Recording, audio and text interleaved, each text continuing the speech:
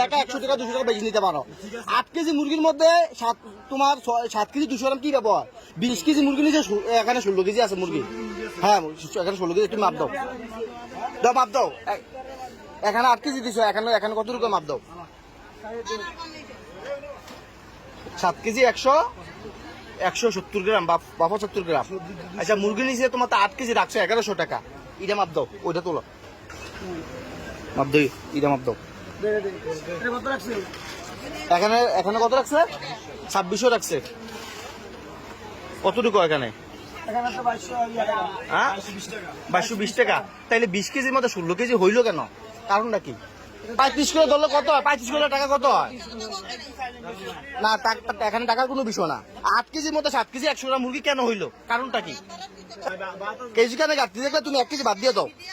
তোমার ব্যবসার সিস্টেম যেহেতু কেজি কানে যা তুমি বলছো, তো তুমি 1 কেজি মুরগি বাদ দিয়ে দাও, তত 19 কেজি হবে। মহিলার মুরগি কেন 16 কেজি হয়?